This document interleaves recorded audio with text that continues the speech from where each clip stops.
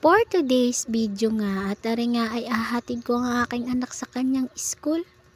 Sinabi ko nga sa kanya bilisan niya ang lakad dahil nga siya ay late na. Nakarating na nga ni kami din sa may kalsada ay wala pa rin dumarating na tricycle. Nandini na nga kami sa kanyang school at siya hinatid ko na sa kanyang room. Nang maihatid ko na nga ang aking anak ay bumili nga ni ako nitong kibal. At pag uwi ko nga sa bahay ay tinignan ko nga aring sisiw. Sinilip ko nga sila dyan at tinignan ko ay wala na nga pala nga ng tubig.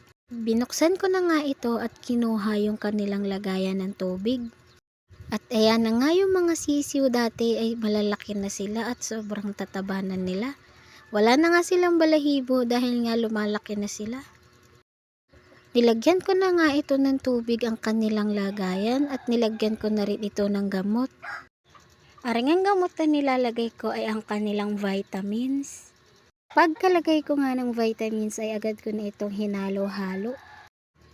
At agad ko na nga itong dinala sa mga sisiw. Hanggang dito na nga lamang ang aking video. Salamat sa panonood.